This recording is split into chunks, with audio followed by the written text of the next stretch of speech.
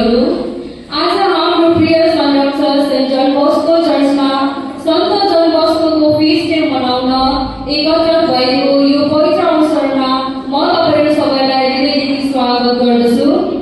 Saint जन बस्कोको जन्म अगस्त 16, 1815 मा भएको थियो।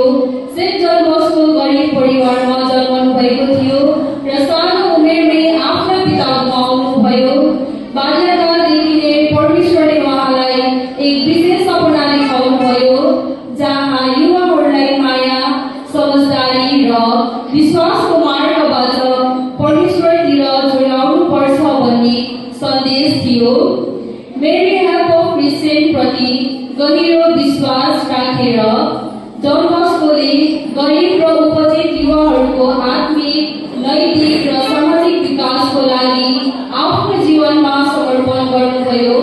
उहाँको मृत्यु जनवरी 31, 1888 मा भयो। आज यो पवित्र फिस्ट डेको अवसरमा हाम्रो कम्युनिटीमा एकता बढोस् र हामी